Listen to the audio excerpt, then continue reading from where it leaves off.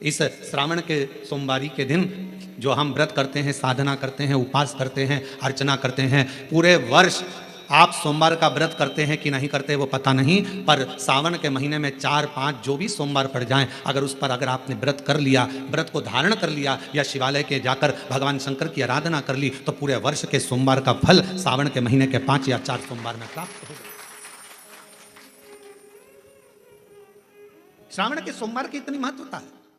और कोई सनातन धर्म में जन्म लेने वाला या भूमंडल पर जन्म लेने वाला, मृत्युलोक में जन्म लेने वाला व्यक्ति अगर ये सोचे कि हमें तो महादेव की जरूरत ही नहीं है, शिव तत्व कहता है जन्म, मरण और परण ये 3 मेरे शंकर के हाथ में हैं। अगर आपने इन 3 का स्मरण माता, पिता और अपने परमात्मा का, जिसका आप भजन करते हो, राम का करो तो राम का, कृष्ण का करो तो कृष्ण का, शिव का करो तो शिव का, भवानी का करो तो भवानी का, दुर्गा का करो तो दुर्गा का, तुम्हारा जिसका मन हो तुम उसका भजन करो, मना नहीं। पर ये नहीं कहेंगे हम कि तुम राम ना भजिए या कृष्ण ना भजिए या शिव ना भजिए या देवी ना भजिए या देवता ना भजिए, तुम्हारा जो मन भजे वो भजो। पर इतना याद रखो कि माता, पिता और परमात्मा ये हमारी जड़ है, और इस जड़ को हम जब तक पकड़ कर रखेंगे तब तक हम भी हरे भरे बने रहेंगे, हम भी संसार सागर में श्रेष्ठ बने रहेंगे।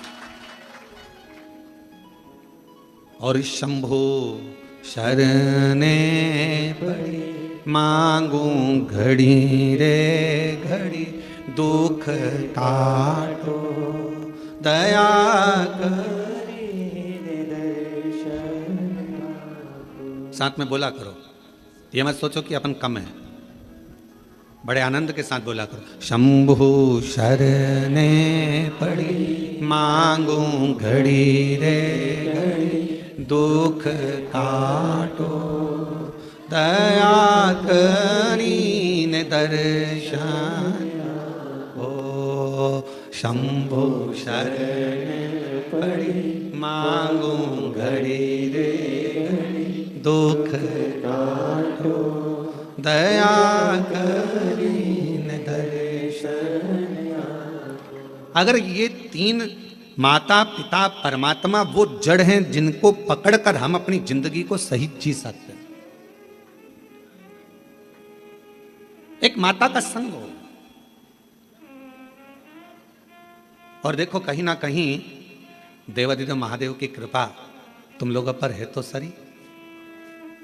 ईमानदारी से बोलना, इतना कथा का पंडाल लगा, खूब व्यवस्था भी करी गई, ऐसा नहीं कि समिति ने व्यवस्था नहीं करी, सब महाकाल भक्त मंडल ने पूरी व्यवस्था करी, पर पानी जलवृष्टि बहुत हो गई। जहाँ पार्किंग थी वहाँ भी पानी भरा गया, कथा स्थल के आसपास में भी जल था, तो इसलिए इस कथा को ऑनलाइन करा गया। पर इसके बाद भी अब तुम्हारी रिश्तेदारी देखो शंकर जी से कितनी भारी है, इसके बाद भी सावन का महीना और आपको इस हॉल के अंदर और ये टेंट के छोटे से गार्डन में अगर तुमको बैठने का मौका मिल गया तो कुछ तो तुम्हारी शिव जी से अच्छी जान पहचान तो है, कुछ तो है। अग्रवाल जी आप जजमान बने हो, हम आपको भी साधुवाद देंगे कि कोई तो पुण्य तुम्हारे पूर्वजों ने भी किया होगा, तुम्हारे दादा परदादा ने, माता पिता ने, कोई पुण्याई तुम्हारी भी होगी कि उनकी कृपा से ये मौका मिला है। महाराज ये करुणा शिव तत्व है, और कृपा की ना होती जो आदत तुम्हारी, तो सुनी रहती अदालत तुम्हारी, गरीबों के दिल में जो जगह तुम न आते, तो किस दिल में होती इबादत तुम्हारी, तो किस दिल में होती इबादत तुम्हारी। शिव कथा कर रही है, एक माता, एक पिता और एक परमात्मा, ये 3 जड़ के स्वरूप है हमारे लिए। ये मूल जड़ है जिसके हम लता हैं, जिसके हम टहनियां हैं, जिसके हम फल हैं, जिसकी हम पत्तियां हैं। इससे हमको अलग नहीं होना है। कई लोग कहेंगे आपसे, क्यों शंकर जी के मंदिर जाके क्या करोगे, एक लोटा जल चढ़ाकर क्या करोगे, क्या करोगे कथा में जाकर, क्या करोगे ये भजन कर कर, क्या करोगे ऐसा कर कर। दुनिया के लोग बोलने वाले बोलते लेंगे, आग लगे बस्ती में अपन रहो मस्ती में, क्या किसको रोई है ताना मार चादर तान के सोई। अपने को क्या करना है उसमें, क्या कोई बोले, अपने को अपनी मस्ती में जीवन जीना।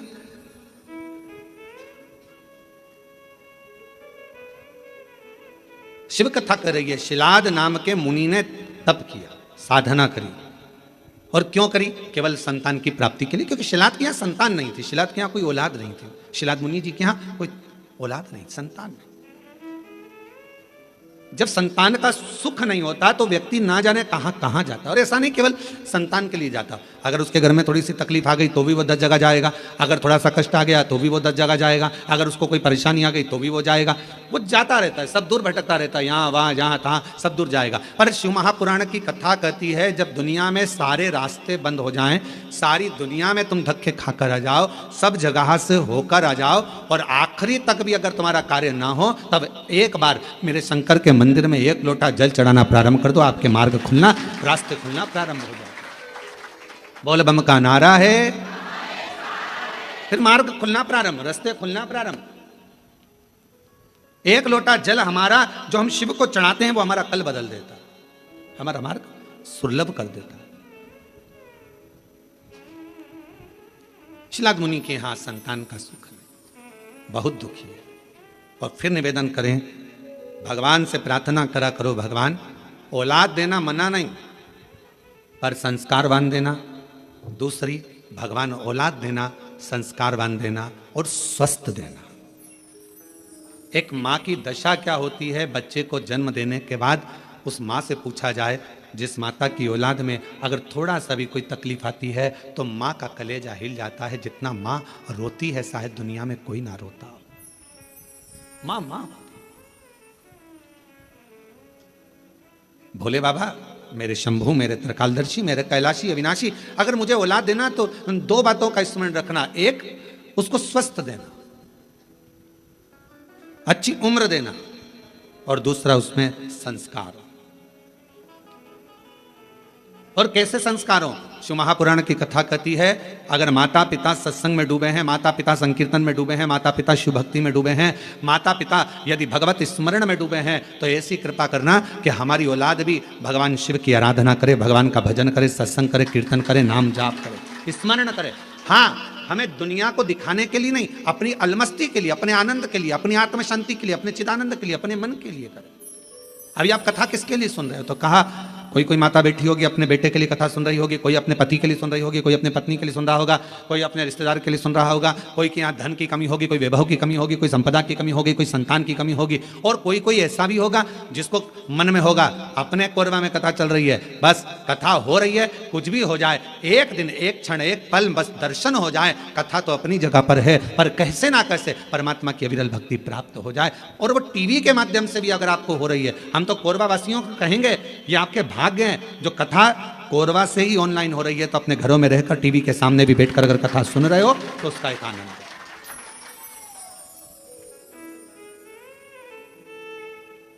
इस तत्व को अगर श्रवण करने का सौभाग्य मिल रहा है तो बाबा को धन्यवाद दीजिए। और कथा के मध्य में सोमवारी भी पड़ रही है सावन की।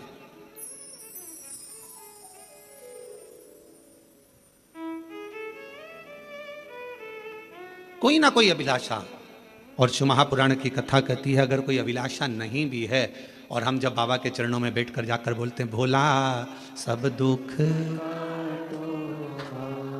ओ भोला सब दुख काटो, तो शिव महापुराण की कथा कहती है जब हम भगवान की कथा में जाकर बैठते हैं, भगवान की कथा में पहुंचते हैं और अपने मुख से कहते हैं बाबा सब दुख काटो महारा, अपने सम्मुख में जो दुख आने वाला होता है, तकलीफ आने वाली होती है, कष्ट आने वाला होता है, कोई परेशानी आने वाली होती है, जब हम 5-7 दिन बाबा की कथा को अपने हृदय में बिठा लेते हैं तो धीरे धीरे धीरे धीरे वो परेशानी जो आने वाली होती है वो भी कट जाती है शिव की उदारता से, शंकर की करुणा से।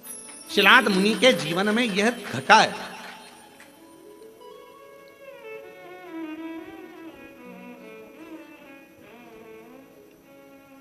देखिए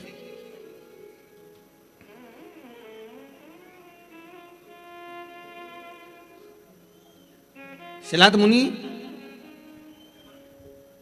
धर्मपत्नी ने कहा कि औलाद का, शिलाद मुनि ने सोचा कि मेरे वंश में, मेरे परिवार में, मेरे कुटुंब में आगे चलकर तर्पण, पिंडदान, तिलांजलि कौन करे, कोई यही नहीं। तब करा, और पहले शिलाद मुनि ने भगवान शिव जी का तप कर कर भगवान शंकर से वर प्राप्त करना चाहा। शंकर भगवान को आप बुलाना चाहते हो, वो आएंगे, बिल्कुल सरलता में आएंगे और बड़ी सहजता में आएंगे। पर मेरे शिव जी कभी भी अपने असली स्वरूप में नहीं आते। अच्छा एक बात बताओ रे कोरबा की जीजियों, अगर मेरे शंकर भगवान जटा लगाकर, गले में सांप डालकर, चंद्रमा लगाकर, भस्म लगाकर, त्रिपुंड लगाकर, 3 नेत्र रखकर तुम्हारे दरवाजे पर आकर खड़े हो जाएं और तुम्हारी बेल बजाएं, घंटी बजाकर कहीं लीला, अरे ओ कमला, अरे ओ राम सिंह दरवाजा खोलो, और तुमने दरवाजा खोल कर तुरंत कह दो चल निकलो यहां से, मांगने के लिए हमारे ही घर में रहा है, चलो। और भगवान शंकर कहे मैं भगवान हूं, मैं तुम्हें देने आया हूं, इतने में भी तुम्हें विश्वास नहीं होगा, हाँ ये देगा, रहने दे, चल जा यहां से। शिव जी कहते हैं मां पार्वती जी से, जैसे जैसे सतयुग जाता है, त्रेता युग जाता है, द्वापर जाता है, कलयुग जैसे बढ़ता चले जाता है, जैसे कलयुग में कलयुग की वृद्धि होती चली जाती है, बढ़ते चले जाता है, और कलयुग के लोग जितने ठाट से रहना जानते हैं, तो शंकर भगवान कहते हैं मैं अपने असली स्वरूप में कलयुग में कभी नहीं जाता, मैं अपना रूप बदलकर किसी ना किसी का रूप रखकर जाकर उसका दुख काट देता हूं, उसकी तकलीफ काट देता हूं। अब कलयुग में वो कैसे आएगा, तो किसी ने आकर कह दिया वहां पर उस गांव में चले जाओ, वहां एक डॉक्टर रहता है, वो डॉक्टर इलाज कर देता है, तो तुम्हारे मन में विश्वास जग गया, वहां एक डॉक्टर रहता है। पति से कहा देखो अपने मेरे को दिखाने के लिए आप उस डॉक्टर के पास, बताने आया था कोई, रूप बदल कर आया था कोई, तो उसने वहां तक पहुंचा दिया, वहां पहुंचे, वहां से फिर आगे चले, फिर आगे चले।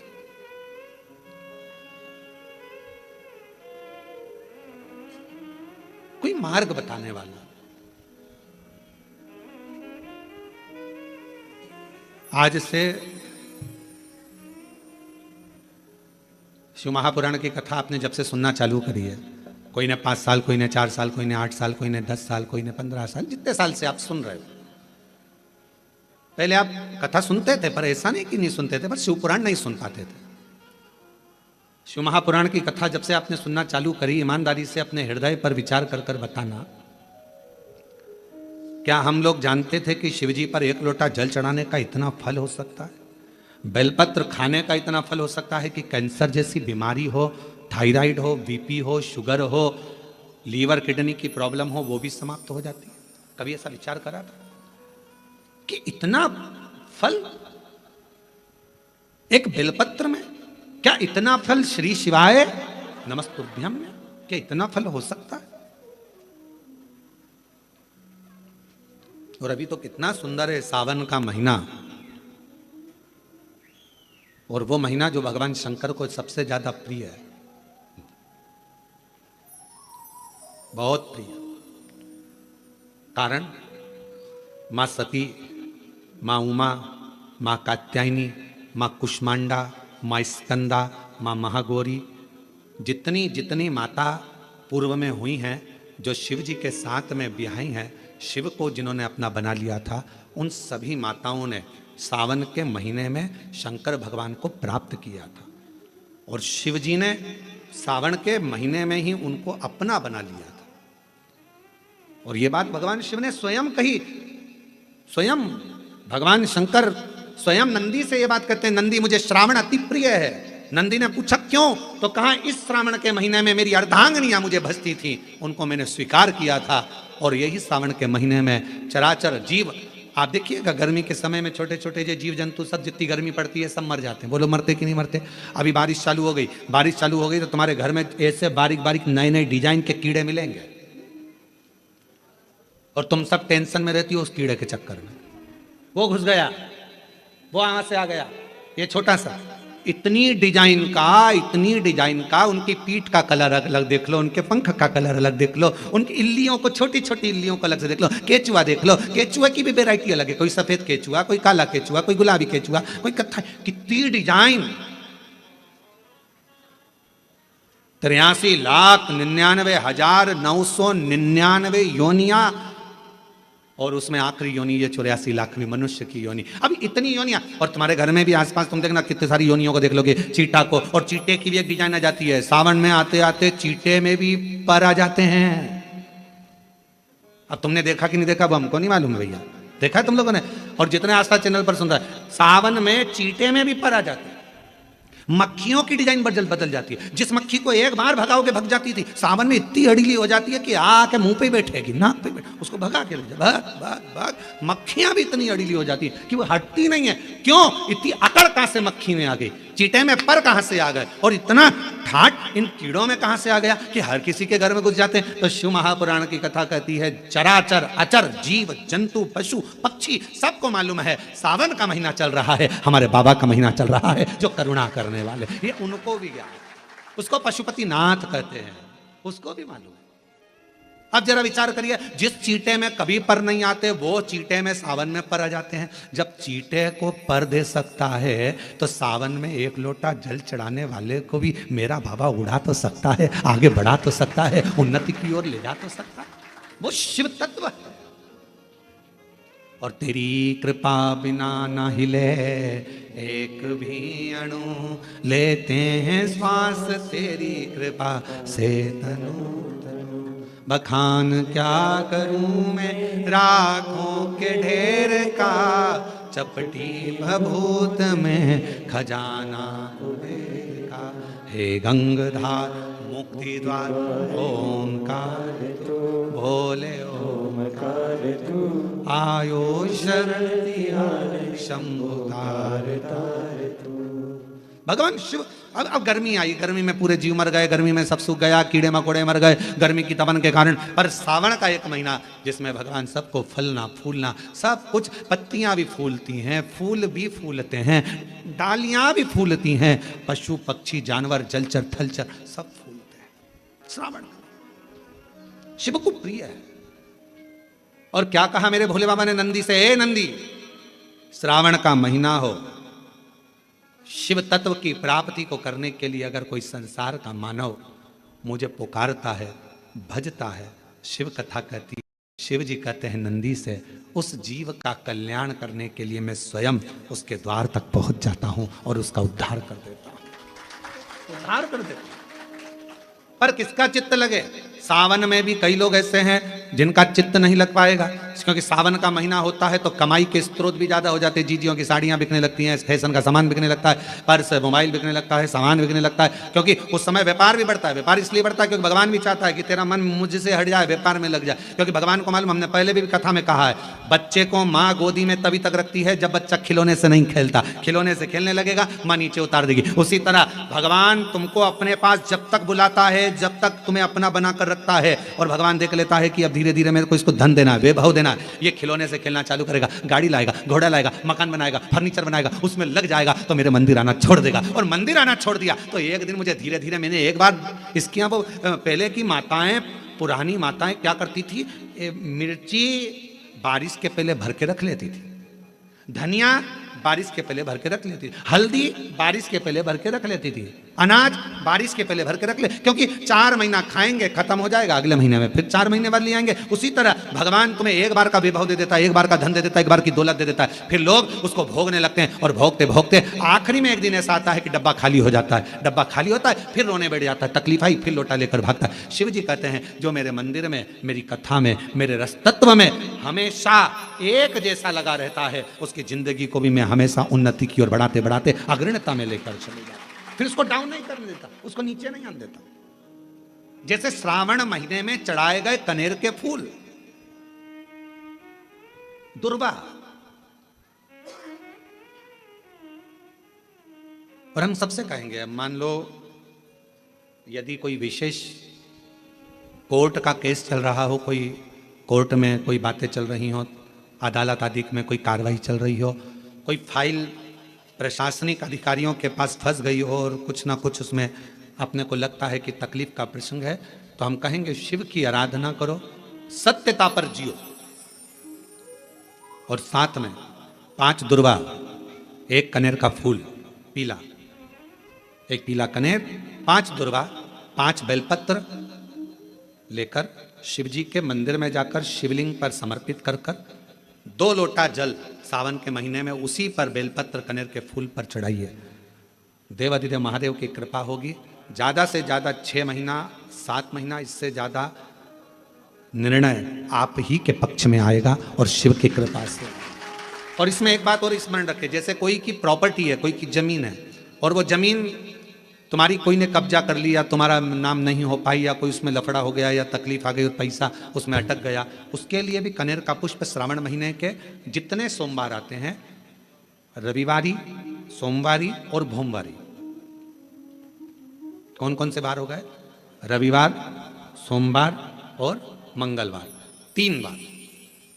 प्रथम दिवस में कनेर का 1 पुष्प लेना है, द्वितीय दिवस में कनेर के 5 पुष्प लेना है और तृतीय दिवस में कनेर के 3 पुष्प लेना। बेलपत्र एक साथ में लेकर शिव जी को रविवार के दिन भी समर्पित करें, सोमवार के दिन भी समर्पित करें और मंगलवार को 3 कनेर के पुष्प के साथ बेलपत्र लेकर बाबा को समर्पित करिए। कितना भी अटकी हुई प्रॉपर्टी होगी, कह दिया उसने मैं तेरे नाम प्लाट नहीं कराऊंगा और पैसा लेकर बैठ गया, या पैसा नहीं दे रहा है, या किसी भी रूप में वो अटका हुआ है, अगर सावन के 4 सोमवार पढ़ें या 5 सोमवार पढ़ें, आपने ये प्रत्येक सावन के सोमवार के पहले, फिर से बोलो कौन सा बार?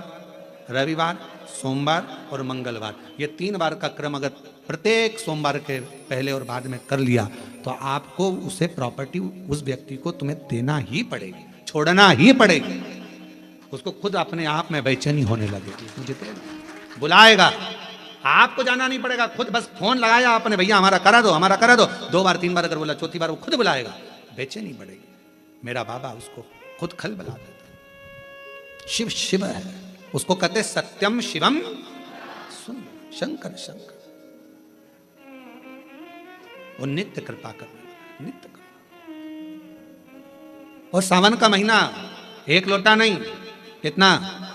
2 लोटा जल चढ़ा रहे हो सब लोग, बहुत जोरदार। तुम्हारे लोटे का ही तो असर है, जो कोरबा में इतना पानी गिर गया, ये तुम्हारी लोटे का असर है। और अब पूरा विश्व देख रहा है कि कोरबा वालों ने इतना पानी चढ़ाया कि पूरे ग्राउंड में पानी भरा गया, तो कथा को ऑनलाइन करना पड़ रहा है, ये कोरबा में 2 लोटे जल कर, 2 लोटे जल कर। शिव कृपा है।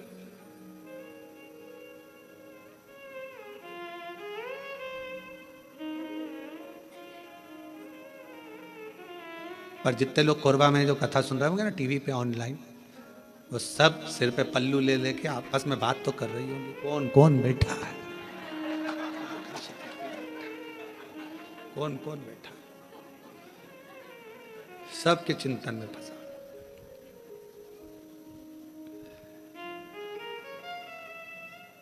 कल हम जब सीहोर से आ रहे थे तो बहुत सारे यहाँ के बहुत सारे मिनिस्टर आदि के भी बहुत सारे गुरु पूर्णिमा पे फोन, सब आदि सभी प्रदेशों के आते हैं कि गुरु पूर्णिमा की बधाई के लिए, यहाँ से भी पहुँचे। तो कहा गुरुजी कोरबा आ रहा है, हमने कहा बिल्कुल ना आइएगा। हमने कहा इतना, एक तो हॉल छोटा, ऑनलाइन कथा, और मालूम पड़े और तुम ही आ जाओ तो मालूम पड़े व्यवस्था और गड़बड़ा जाए। कहा भजन करो, प्रणाम, शिव तत्व को धारण करो जितना।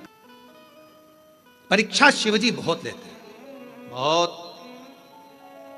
शर्मा जी ध्यान रखना, शिवजी परीक्षा बहुत लेते हैं, और इतनी परीक्षा लेते हैं कि व्यक्ति को अंदर से झंझोड़ देते हैं, अंदर से।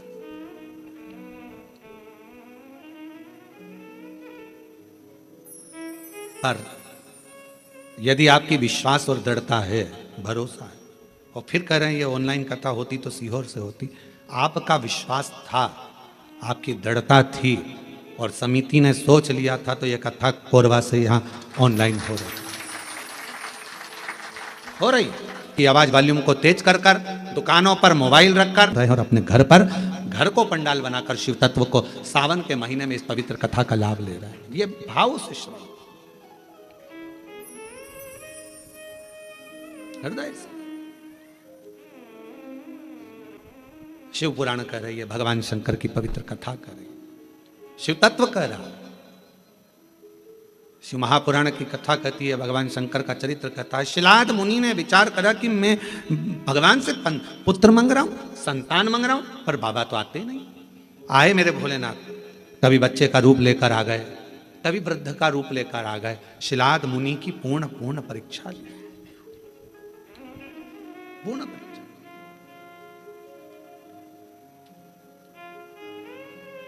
आखिरी में मेरे भगवान ओघड़दानी शिवजी आए और शंकर भगवान आकर खड़े हुए हैं। सुंदर बाघंबर, मस्तक पर चंदा, त्रिपुंड त्रिनेत्र त्रिशूल धारी मेरे भगवान शिव सामने थे। मांगो, क्या चाहिए तुमको? अब शिलाद मुनि ने पहले तो ये नहीं कहा कि मुझे औलाद चाहिए। शिलाद मुनि ने सबसे पहली बात कही कि ये बताओ,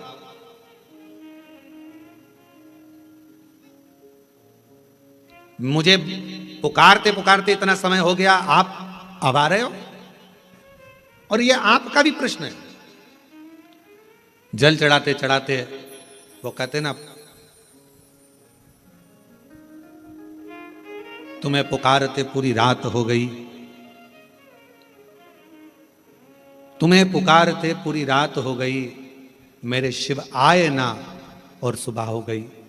मैं कितना पुकारती रही। आप में से कई लोग ऐसे होंगे जो भगवान शिव के मंदिर में जल चढ़ाते हैं, पशुपति व्रत करते हैं, सोमवार का व्रत करते हैं, प्रदोष करते हैं, शिवरात्रि करते हैं, पार्थिव लिंग का निर्माण भी करते हैं, आराधना भी करते हैं, उसके बाद भी भगवान शंकर नहीं सुन रहा, तो उसके लिए ये उत्तर मेरे भगवान शंकर शिलाद मुनि के सम्मुख में प्रश्न का उत्तर दे रहे। आपने इतना समय लगा दिया, इतना समय।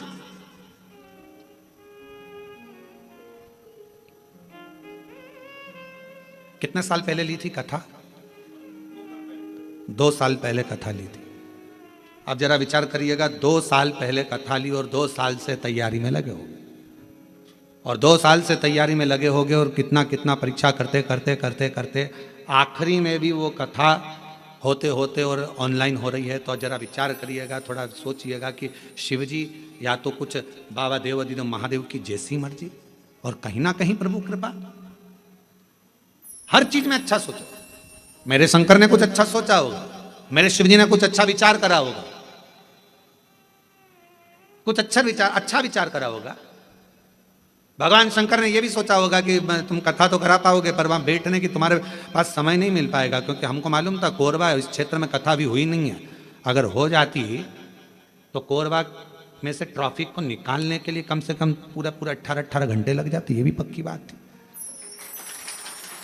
ये भी निश्चित है, क्योंकि कोरबा क्षेत्र में कथा नहीं हुई, और इस क्षेत्र में कथा नहीं हुई तो पूरा कोरबा और कोरबा के आसपास का क्षेत्र पूरा जब उलटता, और आजू बाजू में ये भी लगा है तुम्हारा झारखंड और ये सब उड़ीसा की बॉर्डर, तो ये भी सब आ जाता।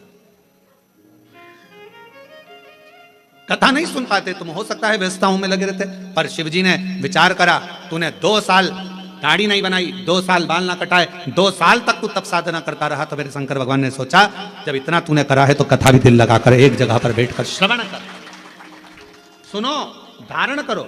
ये शिव सोच, अच्छा सोचो, कुछ अच्छा ही मेरे बाबा ने लिखा। और ये जितनी माताएं बैठी ना, जीजियां जितनी बैठी है बाहर कुर्सी पे, जो लोग बैठे हैं, ये बड़े खुश होकर सुन रहा है इतनी प्रसन्नता में, क्योंकि इनको मालूम इतनी पास से तो कथा नहीं मिल सकती थी। ये तो क्योंकि ना जाने पंडाल में भी कहाँ बैठते और एलईडी पर देखते, पर इतने करीब में बैठकर कथा सुनने को मिल रही है, तो तुम तो घर जाके 2 लोटा के 4 लोटा जल चढ़ाने वाली, पक्का है ये विचार तो पक्का है। अब यहां से जाओ तो तुम यहाँ के collector, SP, SDM, IG, commissioner, SD सबको धन्यवाद देना। 2 लोटे जल का प्रताप था जो तुमने महाराज की कथा इतने पास में से सुनवा दी। महाराज शिव तत्व है, शंकर शंकर कुछ अच्छा सोचा होगा उसने, बहुत अच्छा सोचा, उसकी करुणा है बहुत। विचार कर। शिलाद मुनि ने कहा इतना समय लगा दिया तुमने आने में, मैंने तो सोचा नहीं था कि इतना समय लगेगा। महाराज लिखावट बता देती है पेन में स्याही कौन सी है, और सिखावट बता देती है कि घर में कमाई कौन सी है। सावधानी रखकर सुनना जरा।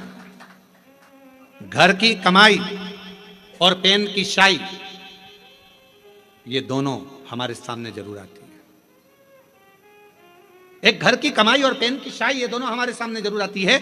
हमारी लिखावट बता देती है, जब हम लिखने बैठते हैं लिखावट बता देती है कि तुम्हारे पेन में स्याही कौन से रंग की है, ये तुम्हारी लिखावट बताएगी। और महाराज सिखावट तुम्हारे घर की कमाई बता देगी। तुम्हारे बच्चों में अच्छे संस्कार हैं, बच्चे माता पिता का आदर कर रहे हैं, सम्मान कर रहे हैं, सत्कार कर रहे हैं। फिर निवेदन करूंगा, बच्चों को खूब पढ़ाओ, अपने बेटा बेटी को खूब पढ़ाओ, जितनी अच्छी एजुकेशन दे सकते हो दो।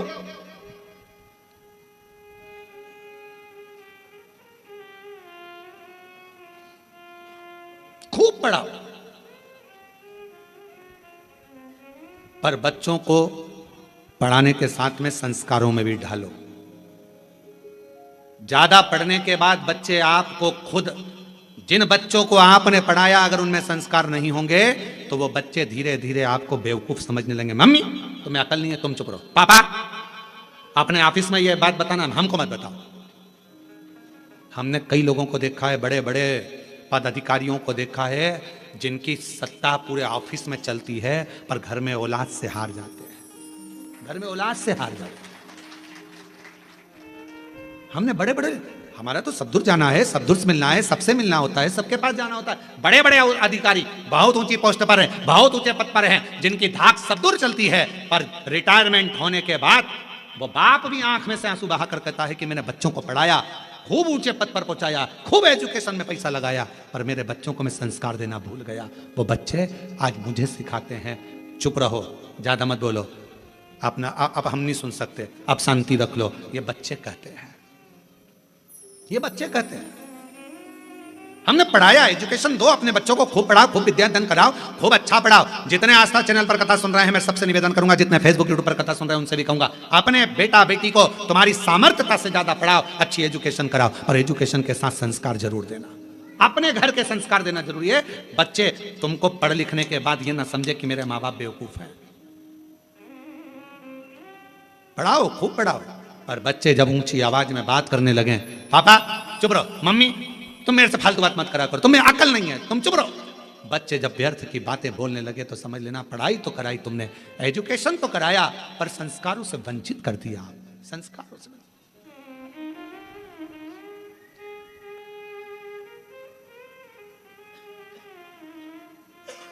इसलिए यह व्यासपीठ हमेशा कहती आई है और आज फिर कहती है, अपने बच्चों की पढ़ाई में तुम जो खर्च कर रहे हो, ऐसा ही खर्चा एक अपने आस पास मोहल्ले में, कॉलोनी में, सोसाइटी में, समाज में, अपने रिश्तेदारों में, नातेदारों में, या अपने आसपास में कोई भी समाज का व्यक्ति हो और उसके बच्चे को अगर पढ़ने का शौक हो, विद्या अध्ययन का शौक हो, वो पढ़ना चाहता हो, तो निवेदन है उसकी एजुकेशन का खर्चा आप उठाओ। जब उस बच्चे को पढ़ाओगे, एक अपने बच्चे को पढ़ाओगे और एक दूसरे के बच्चे को जिसको पढ़ने का शौक है, पैसा नहीं है, पढ़ना चाहता है, उसकी एजुकेशन का जब आप खर्चा उठाओगे, जब आपके बच्चा भी बड़ा होगा और वो जिसको पढ़ाया वो भी बड़ा होगा, दोनों में अंतर समझ में आएगा। जिसको तुमने पढ़ा दिया, लिखा दिया, अगर वो ऊंचे पद पर पहुंच गया तो तुम्हारे एहसान को मरते दम तक नहीं भूलेगा, मरते दम तक। कि मेरे पास वाले पड़ोसी ने मुझे पढ़ाया था, उसने अच्छी एजुकेशन कराई। इसलिए हमारी बिठले सेवा समिति, हमारा कुबेरेश्वर धाम आज भी ना जाने कितने बच्चे हैं जिनकी फीस जमा करता है, जिनका पढ़ाता है, उनकी ड्रेस, उनकी किताब, ना जाने कितनों की फीसें जमा कर कर बिठले सेवा समिति कॉलेज की, स्कूलों की फीस जमा कर कर बेटा बेटी को पढ़ा देती। और वो बच्चे जब अच्छे पद पर पहुंचते हैं तो याद करते हैं कि हमने बिठले सेवा समिति ने हमारा खर्चा उस परिस्थिति में उठाया जब हमारे पास नहीं था। और बाद में वो कहते हैं कि हमें बताओ, हमें समिति के लिए क्या करना है, हमें क्या करना है कुबेरेश्वर धाम के लिए। हम एक ही बात कहते हैं, अपने परिवार को पालो और साथ में तुम भी ये नियम बना लो कि अपने आसपास में कोई बच्चा पढ़ना चाहता है, एजुकेशन करना चाहता है, उसके पास कुछ नहीं है, तो तुम उस बच्चे को पढ़ाओ जैसे समिति ने तुमको पढ़ाया है, वैसे तुम भी पढ़ाओ। अगर है ना, शिक्षा से बड़ा कोई दान नहीं दुनिया में, शिक्षा से बड़ा कोई दान नहीं। पढ़ाओ, अच्छी एजुकेशन करो, पर एक विश्वास के साथ, एक भरोसे के साथ।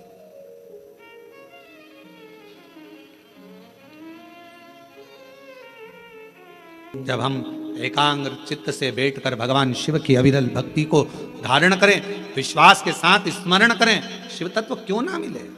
शिलाद मुनि ने कहा कि आपने आने में इतना समय लगा दिया, इतना समय। भगवान शंकर बोले, जब तक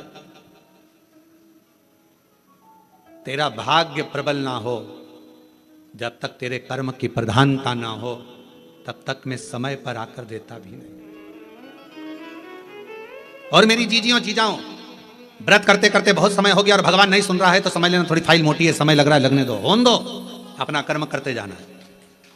3 चीजें हैं, एक भाग्य, दूसरा समय, तीसरा कर्म। शिव महापुराण में भगवान शंकर शिलाद मुनि से कहते हैं, जब भाग्य प्रबल होता है तो मनुष्य का देह मिलता है, और भाग्य प्रबल होता है तब मनुष्य के देह में भगवान शंकर की भक्ति मिलती है। भाग्य प्रबल होता है तो सावन महीने में शिव महापुराण की कथा मिलती है।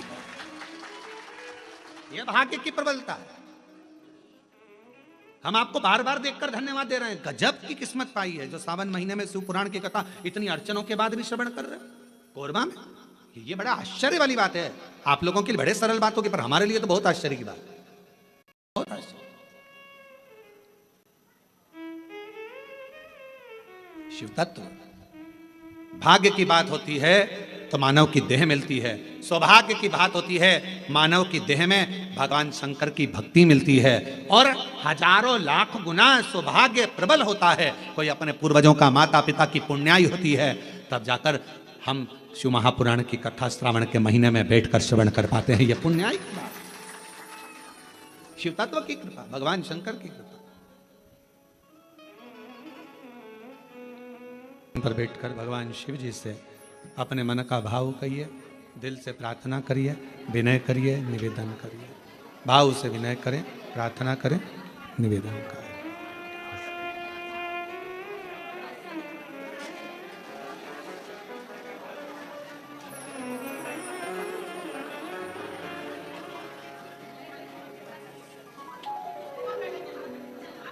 भाव से बाबा को विनय करेंगे, सभी लोग साथ में बोलेंगे, विनती करें। श्रावण के महीने की कथा है, हृदय से बाबा को अपने मन का भाव कहिए, प्रार्थना करिए।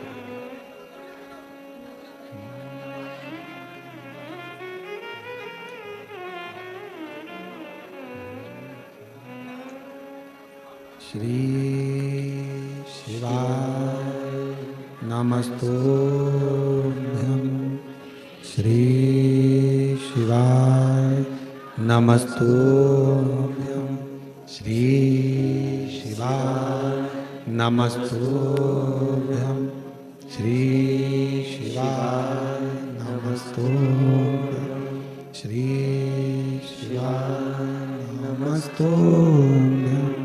भोला सब दुख काटो, ओ भोला सब दुख काटो। शिव शंकर जपो तेरी माला, भोले बाबा जपो तेरी माला। भोला सब दुख काटो, ओ भोला सब दुख काटो। वेश है मंगल मंगलकारी, वेश है मंगलकारी।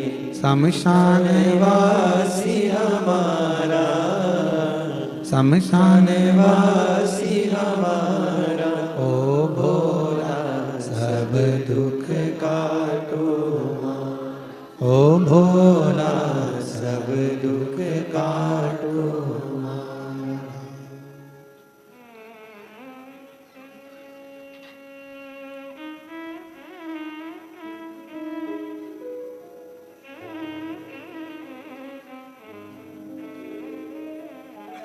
बाबा देवाधिदेव महादेव, भगवान शिव ओघड़धानी, तरकालदर्शी, कैलाश के विनाशी भगवान शिव की कथा कर रहे, शिव महापुराण की कथा वर्णन कर रहे, शिव तत्व कह रहा है, शिलाद मुनि की कथा कह रही है। एक भाग्य, दूसरा समय और तीसरा है कर्म। भगवान शिव ने कहा शिलाद मुनि से,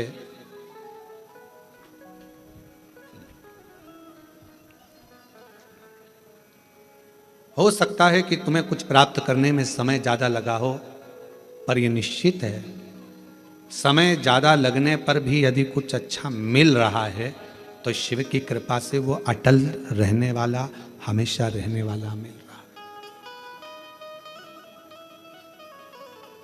वो हमेशा रहने वाला है। थोड़ा मेहनत करने के बाद अगर कोई चीज मिलती है ना तो वो थोड़ा टिकती है, रहती है। एकदम किसी को कोई चीज मिल जाती है तो वो उसका सम्मान करना भूल जाता है। धन था, एकदम मिल गया, बहुत संपदा मिल गई, शोहरत मिल गई, सत्ता मिल गई, वैभव मिल गया, तो वो इतना टिकेगा नहीं। एकदम जो मिला है वो ज्यादा टिकता नहीं। सीढ़ी दर सीढ़ी चढ़कर जो मिलता है, थोड़ा थोड़ा चढ़ते जाओ, आगे बढ़ते जाओ। अच्छा ईमानदारी से बोलो, एक पांव यहां रखोगे, एक पांव 4 सीढ़ी ऊपर रखोगे तो कहीं ना कहीं तो धक्का खाकर नीचे गिरोगे। थोड़ा संभल कर चलो, धीरे धीरे चलो।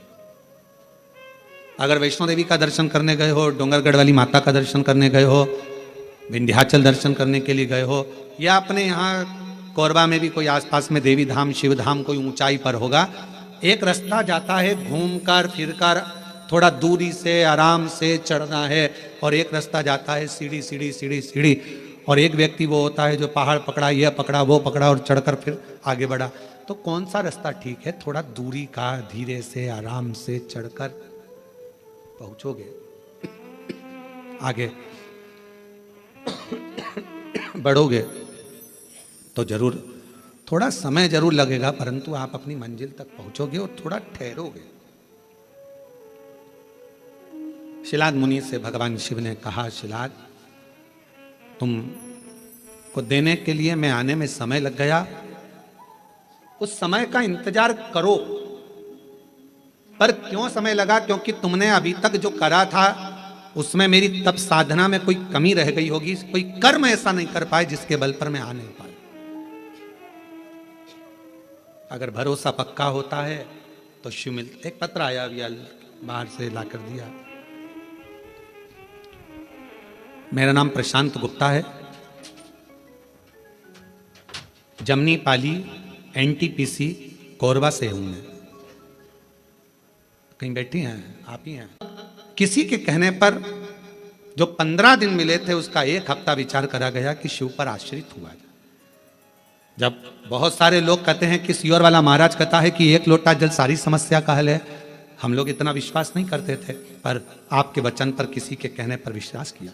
1 लोटा जल बेलपत्र लेकर गए, बाबा से प्रार्थना करी, माँ की तकलीफ कम कर दीजिए। 15 दिन का समय डॉक्टर ने दिया है ऑपरेशन के लिए। 15 दिन आपके बाबा, कुछ तो कृपा करो। गुरुदेव, हम मानते नहीं थे, पर पहली बार 3 से 4 दिन तक हमने हमारी माँ को शिवजी पे चढ़ा हुआ जल और बेलपत्र दिया तो उनको दर्द थोड़ा कम हुआ। जब दर्द कम हुआ तो हमने 15 दिन लगातार ऑपरेशन के पहले उनको जल और बेलपत्र देना प्रारंभ करा, और 15 दिन बाद जब वापस डॉक्टरों को दिखाने के लिए रिपोर्ट गई और फिर वापस जांचे गए। पर तुमने किस तरीके से कमाया? झूठ बोलकर, छल कर कर, कपट कर कर, बेईमानी कर कर, प्रपंच कर कर, क्या कर कर कमाया? उसका भोग ना पत्नी भोगेगी ना बच्चे भोगेंगे। उसका कर्म का भोग तो अपन अकेले को भोगना है। इसलिए एक बात याद रखो, तुम्हारे घर में जो तुम्हारी अर्धांगिनी है उसको धर्म पत्नी कहते हैं। धर्म पत्नी का मतलब क्या होता है? जो पति को धर्म के पथ पर ले जाए। पति कमा कर लाया 100 रुपए, उसने उसमें से 1 रुपया निकाला, कहीं किसी गरीब के भोजन में, प्यासे के पानी में, कहीं शिक्षा में, किसी की दवाई में, किसी को भोजन कराने में, पत्नी ने वो 1 रुपया निकाल दिया। तुमको भी वो पत्नी चाहती है कि तुम नहीं निकाल पाओगे, क्योंकि जो व्यक्ति कमाता है वो दान नहीं कर पाता। बड़ा कठिन है उससे धर्म निकलना, हाथ से छूट पाना, क्योंकि उसको मालूम मैंने कैसे कमाया, मैंने पैसा इकट्ठा कैसे करा। पर पत्नी को मालूम है अगर ये नहीं करूंगी तो हो सकता है कि मैं तो इस धन का भोग कर लूंगी, पर मेरे पति को तो जवाब देना पड़ेगा ना। इसलिए उसका नाम धर्म पत्नी है। पति की कमाई में से थोड़ा सा निकाल कर धर्म में लगा देती है, पति को भी बैकुंठ तक लेकर जाती है। वो धर्म पत्नी का पथ निश्चित करती है।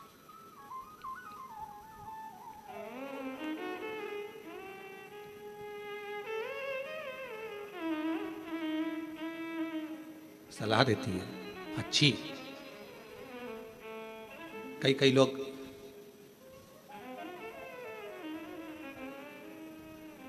एक बहन जी अभी सीओर आई थी, वो कह रही थी गुरु जी मेरे पति देव नहीं।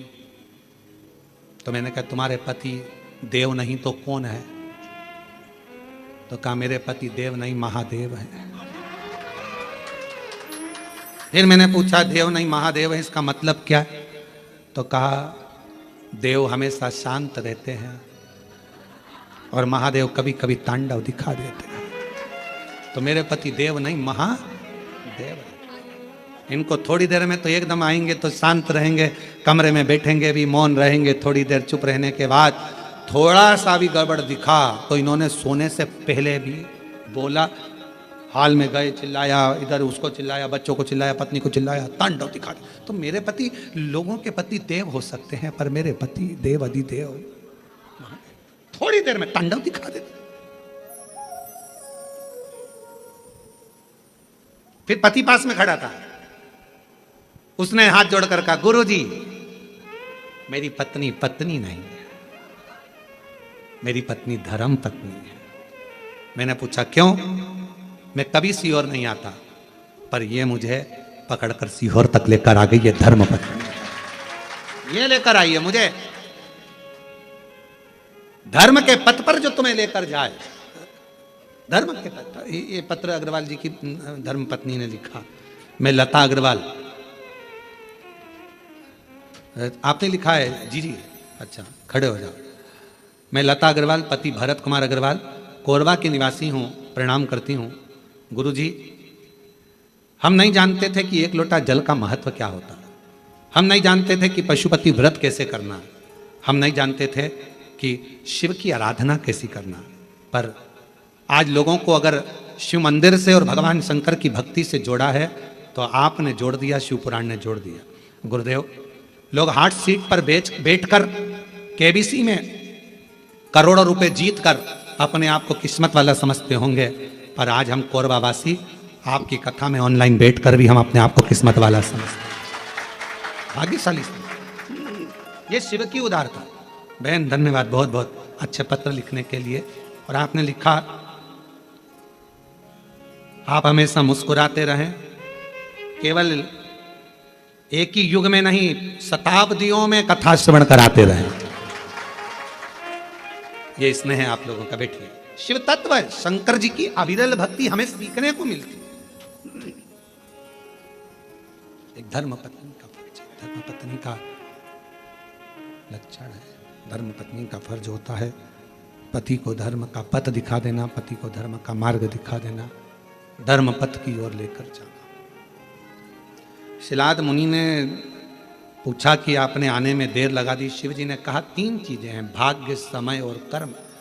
भाग्य में हुआ तो मनुष्य का देह मिल गया, भाग्य में हुआ तो अच्छा जीवन मिल गया, भाग्य में हुआ तो सत्कर्म हो गया, और कर्म अच्छा करा तो तुम्हारा जो बेकार समय चल रहा था वो भी पलट गया। कब पलटता है बेकार समय? जब हमारा कर्म अच्छा हो। श्रेष्ठ कर्म करो, अपने कर्म को श्रेष्ठ करने का प्रयास करो। जब अपना कर्म हम श्रेष्ठता के साथ करेंगे तो भाग्य को पलटने में देरी नहीं लगेगी और समय को पलटने में देरी नहीं लगेगी। भाग्य को बदलने में तुम्हारे विश्वास की बहुत जरूरत पड़ती है।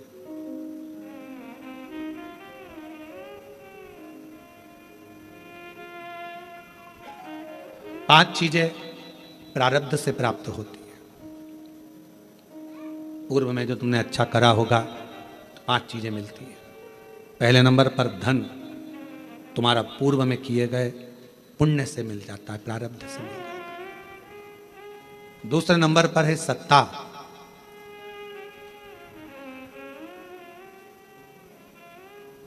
कोई सरकारी नौकरी मिली है, कोई अच्छी नौकरी मिली है, कोई अच्छी जगह पर आप अधिकारी बनकर कोई अच्छी जगह पर पद पर अगर आप बैठे हो, सत्ता में बैठे हो, तो ये पूर्व के प्रारब्ध से मिला है।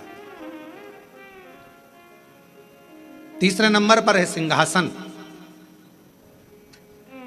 आप कोई उच्च पद पर बैठे हो, कोई ऊंची कुर्सी पर बैठे हो, सिंहासन पर बैठे हो, ये भी पूर्व के प्रारब्ध से, कोई अच्छे कर्म से हमको प्राप्त हुआ। इसमें आपका नहीं।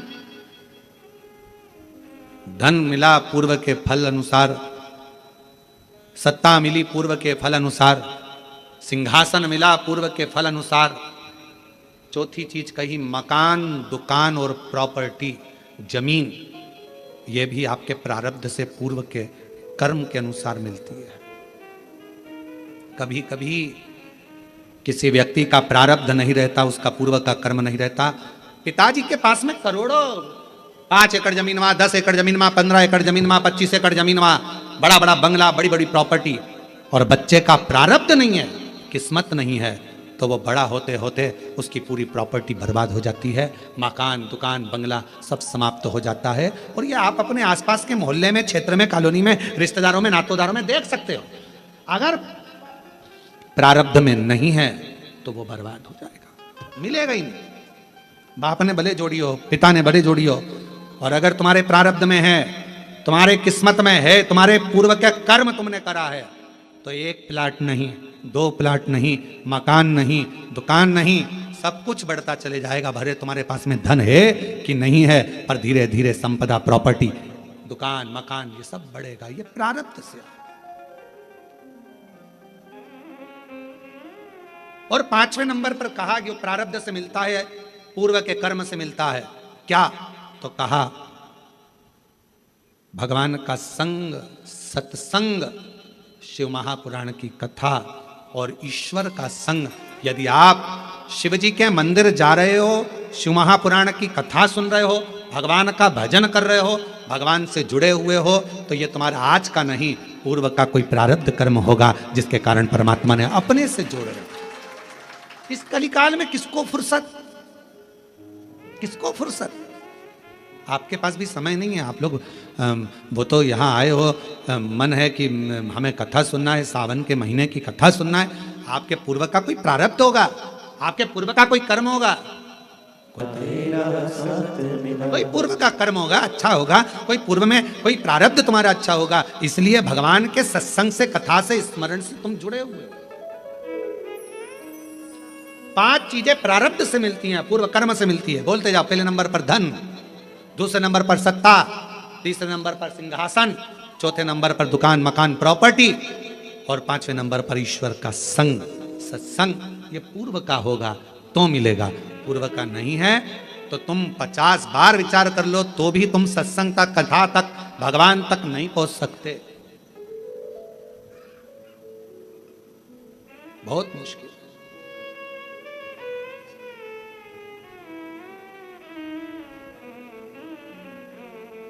तुम्हारे घर पर सावन के महीने में टीवियां चल रही हैं, नाटक देख रहे थे, सीरियल देख रहे थे, फिल्म देख रहे थे, कोई पूर्व का प्रारब्ध तुम्हारा प्रकट हुआ, पूर्व का कोई कर्म तुम्हारा प्रबल हुआ, सामने मिल गई। टीवी चालू करते से आस्था चैनल चल गया और शिव महापुराण की कथा 1 बजे से 4 बजे तक ऑनलाइन कोरबा से सुनने का मौका मिल गया। ये पूर्व का प्रारब्ध था। भगवान ने कहा कि कहाँ जा रहा है, कहाँ जाएगा, भटक जाएगा, चल इधर। अजामिल की कथा सुनी है भागवत जी में? ब्राह्मण था, विद्वान था, खूब पढ़ा लिखा था, विद्वान भी है, ब्राह्मण भी है, पढ़ा लिखा भी है, विद्वत्ता भी है, उसके अंदर सब कुछ है। भगवान का भजन भी करता था बाल्यावस्था में। ऐसा नहीं कि बाल्यावस्था में भगवान का भजन नहीं करा अजामिल ने। उठाओ, श्रीमद् भागवत में वर्णन आता है। श्रीमद् भागवत कथा कहती है कि अजामिल बचपन से शिव भगवान की, राम की, कृष्ण की, नारायण की भक्ति करता। नारायण का भजन करते करते करते करते करते करते समय बीत गया, समय बीत गया, और जवानी अवस्था आ गई। और युवानी अवस्था में अजामिल मंदिर जा रहा था। जाते जाते सामने एक वेश्या ने नया मकान बनाया था, बहुत सुंदर भवन।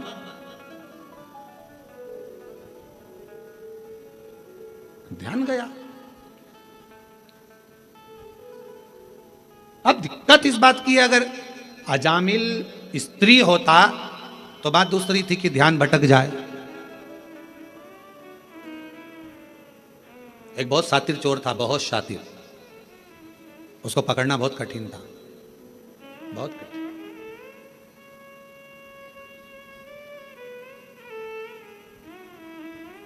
उसको पकड़ना बहुत कठिन था, पर एक पुलिस वाले ने कहा कि मैं चोर को पकड़ सकता हूं। एसपी साहब ने बुलाया, आईजी ने बुलाया, डीआईजी ने बुलाया कि तुम कैसे कह सकते हो कि तुम पकड़, मैं पकड़ लूंगा, अगर चोर यहां से निकलेगा तो मैं पकड़ लूंगा, ठीक है। पर चोर इतना सातिर था कि उसको पकड़ना मुश्किल था। अब वो चोर ने अपने तन को ढक लिया और चोर ने तन को ढककर बुर्खा पहन लिया, चला। और चोर ने बड़ा सुंदर रूप धरकर, कपड़े बदलकर, स्त्री के कपड़े पहनकर चोर जा रहा था। और चोर जाते जाते जाते जाते आगे निकला, उसको कोई नहीं पहचान पाया, पर पुलिस वाले ने उसको पहचान, जिसने शर्त लगाई थी कि मैं पहचान सकता हूं, मैं बता सकता हूं, उसने पहचान लिया और पहचाना, पकड़ा, ले गए थाने में। उसको देखा तो वही चोर था। एसपी साहब ने पूछा कि कोई नहीं पहचाना, तुम कैसे पहचाना कि ये पुरुष नहीं स्त्री है, ए स्त्री नहीं पुरुष है, तुम कैसे पहचाने? उस पुलिस वाले ने कहा, साहब ये सुनार की दुकान के सामने से जा रहा था, बाजू में कपड़े की भी दुकान थी, बहुत सुंदर साड़ियों की, सूट की दुकान थी, उसके पास में ही ब्यूटी पार्लर भी था, उसी के आगे आर्टिफिशियल ज्वेलरी की दुकान भी थी, फिर उसी के पास में चूड़ियों की दुकान भी थी, जैसे कोरबा में है। सब दुकानें लाइन से थी और 4 दुकान एक जैसी लाइन से थी, सारी स्त्रियों की थी। ये वहीं से निकल रहा था। अगर ये लेडीज होता तो पलट कर जरूर देखता, पर ये एक भी दुकान पर घूर कर नहीं देखा, पकड़ाई में आ गया कि ये स्त्री नहीं, ये औरत है ही नहीं, ये स्त्री है ही नहीं। एसपी साहब ने कहा इसका प्रमोशन होना चाहिए, बड़ा चतुर है, बड़ा चतुर, इसकी विद्वत्ता बड़ी प्रखर है। अब अजामिल ब्राह्मण है, अच्छे कुल का है, अच्छी जगह का है, भगवत भजन करने वाला, स्मरण करने वाला, मंत्र जाप, नाम जाप करने वाला, भगवान नाम का कीर्तन करने वाला, भगवत स्मरण करने वाला, मंत्र जाप करने वाला। और वो अजामिल निकल कर जा रहा है और अजामिल का ध्यान चले गया एक वेश्या ने जो भवन बनाया उसकी ओर, बड़ा सुंदर भवन था। अब अजामिल की चित्तवृत्ति में मंदिर जाते जाते अजामिल ने विचार करा कि भवन इतना सुंदर अगर वेश्या ने बनाया है तो वो कितनी सुंदर होगी, उसको एक बार तो देखूंगा। अब रोज मंदिर जाता और रोज 5 मिनट खड़ा होके वेश्या को देखने के लिए ताकता रहता, पर वेश्या भी निकल कर बाहर नहीं आती। 4 दिन 5 दिन निकल गए। अब ये मंदिर लेट जाता, 9 बजे जाने वाला 10 बजे हो गया, 10 से 11 बजे हो गया, 11 से 12 बजे हो गया, 12 से 1 बजे हो गया, मकान ताकता रहता। बस जैसे अजामिल की कथा वैसी अपनी कथा। अपन भी 9 बजे जाते थे, 8 बजे, 7 बजे जाने वाले, 6 बजे मंदिर जाते, 7 बजे जाते। कभी कभी मकान को ताकने के चक्कर में झाड़ू लगाना, पोछा लगाना, मेहमान आ रहे, चाकरी आ रही, ये हो गया वो हो गया, 9 बजे जाऊं, 9 बजे से 10 बजे। अब मेहमान घर में आ गए, काम इतना सारा पड़ा, 11 बजे मंदिर जाऊंगी, 11 बजे भी टाइम नहीं मिला तो 12 बजे जाऊं, 12। भगवान भी समझ गए अजामिल का मकान और तेरा मकान बराबर हो गई। देखा, निकल कर। और एक दिन अजामिल ने विचार कर लिया कि अब तो कुछ भी हो जाए, इसको देखे बिगर मंदिर नहीं जाऊंगा।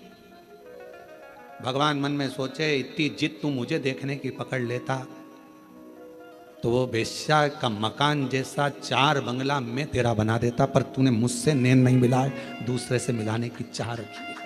दूसरे से तू मुझसे नैन नहीं मिलाए।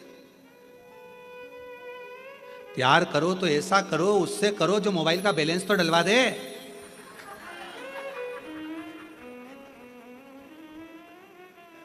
जरा से चाउमीन के चक्कर में दूसरे की गाड़ी सुधरने के लिए आई, डीजल भी उसकी गाड़ी का नहीं था, गाड़ी भी उसकी नहीं थी। और मेरे सनातन धर्म की बेटियां लव जिहाद का शिकार हो जाती हैं। जरा सा दे, अरे प्यार उससे करो जो बैलेंस तो डलवा दे, मालूम पड़े वो तुम्हें भी बर्बाद कर दे और तुम्हारे खानदान को भी बर्बाद कर दे। ऐसा लड़का नहीं चाहिए। ऐसा लव किस काम का जिसके तुम शिकार हो जाओ। क्या करना है ऐसा लव कर कर, प्यार कर। जाऊं भगवान के मंदिर, अब जब ही जाऊंगा जब उस वेश्या को देख लूंगा। मकान इतना सुंदर है, तो वेश्या कितनी सुंदर। कभी कभी मन में आना चाहिए, तेरी सृष्टि इतनी सुंदर है तो मेरे शंभु तू कितना सुंदर होगा। तुझे देखने की चाह जगे, शिव को देखने की चाह जगे, भगवान शंकर को देखने की चाह जगे। कई लोगों के मन में प्रश्न आता है, शर्मा जी, कई लोगों के मन में रहता है, आखिर ये बात क्या है कि इतनी भीड़ कथा में आ जाती है कि ट्रैफिक जाम हो जाता है, रोडें जाम हो जाती हैं। आखिर ये शिव पुराण में ऐसा क्या है? महाराज तो कई लोग तो देखने के लिए आते कि महाराज आखिर है क्या। अब उनको बताना पड़ता है महाराज के सिर पे सींग नहीं है ना, महाराज कथा करता है, कथा तो स्वयं देव अधिदेव महादेव करता है, और कथा सुनने वाले भी तुम नहीं हो, कथा सुनने वाला भी शिव है, और कथा करवाने वाले यजमान नहीं, स्वयं शंकर और पार्वती का रूप है। सामर्थ्यता किसी की नहीं, आप और हम कुछ भी नहीं। उसने जिद पकड़ ली, वेश्या को देखूंगा। 4 दिन हो गए वेश्या नहीं निकली, 5 दिन हो गए मंदिर छूट गया वेश्या के चक्कर में।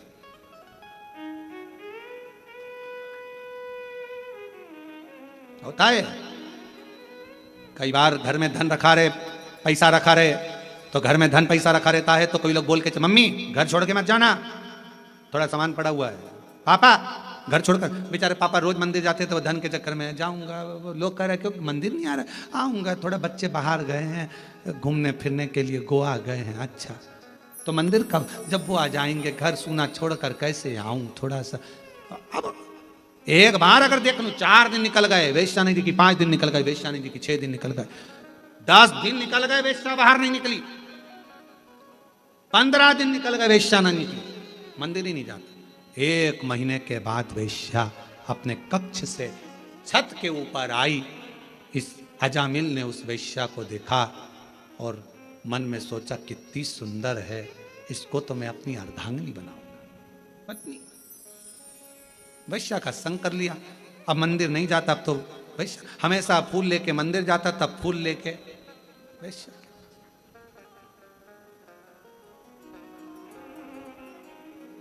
अब उसे कौन समझाए कि पहले मंदिर में फूल चढ़ाता था तो तेरे फूल को वो स्वीकार कर कर तुझे ब्यूटीफुल बना देता था। अब कौन समझाए कि वेश्या के जूड़े में लगाकर फूल तू ब्लेडी फूल हो गया। अब कहां तू ब्यूटीफुल था, कौन समझाए तेरे को। फूल वही है, बस एक लाइन बदल गई, इधर जाना था पहुंच गया उधर, गलत मार्ग की ओर चला गया। वेश्या के साथ रहने लगा, दिन रात 24 घंटे रहता। वेश्या का हृदय उस पर आया, उसका हृदय उस पर आया और शादी कर ली।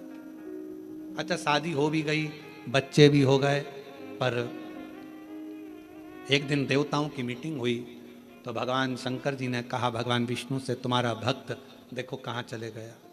तो क्या अब चले तो गया, अब क्या करें।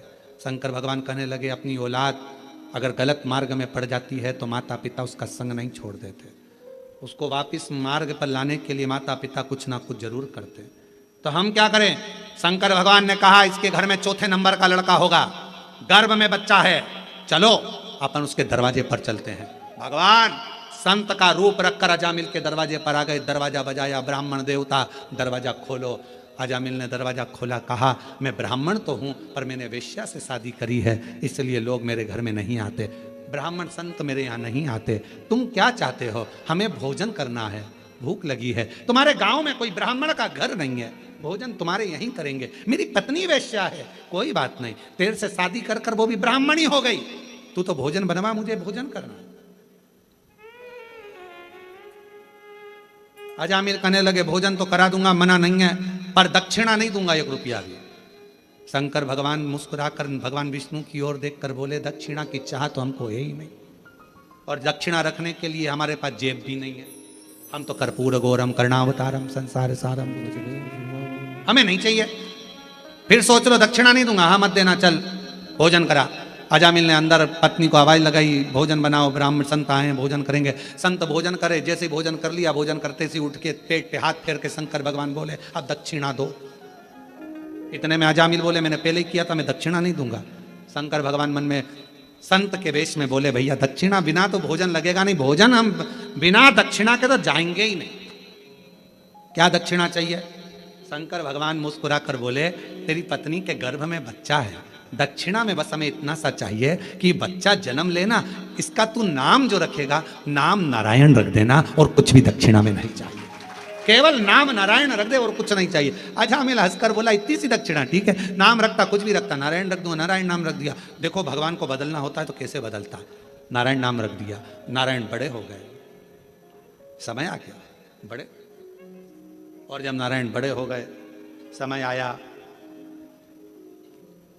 अजामिल बूढ़ा हो गया, यम के दूत दिखने लगे, अंतिम अवस्था आ गई, देखकर दूतों को घबराने लगा, बेटे से प्रेम बहुत था तो आवाज लगाने लगा, बेटा नारायण, बेटा नारायण, बेटा नारायण जल्दी आ। नारायण नारायण नारायण नारायण पुकारने लगा, जैसे ही पुकारा बेटा नारायण तो नहीं आया, पर वो विष्णु भगवान नारायण जरूर आ गए और उसका उद्धार कर कर चले, उद्धार कर कर चले। भगवान अगर कृपा करता है तो कैसे, हमारे पूर्व का प्रारब्ध, हमारे पूर्व का कर्म हमको परमात्मा के करीब में लेकर जाता है। याद रखना, ईश्वर का संग मिल रहा है, कथा मिल रही है, मंदिर जा रहे हो, मंदिर में एक लोटा जल चढ़ा रहे हो, समझ लेना हमारे पूर्व का कर्म अच्छा था, भगवान के करीब में पहुंच गए। धन, सत्ता, सिंहासन, मकान, दुकान, प्रॉपर्टी, प्लाट, सब कुछ ये सारा और भी ईश्वर का संग और सत्संग ये पूर्व के प्रारब्ध से ही मिलता है, पूर्व के प्रारब्ध।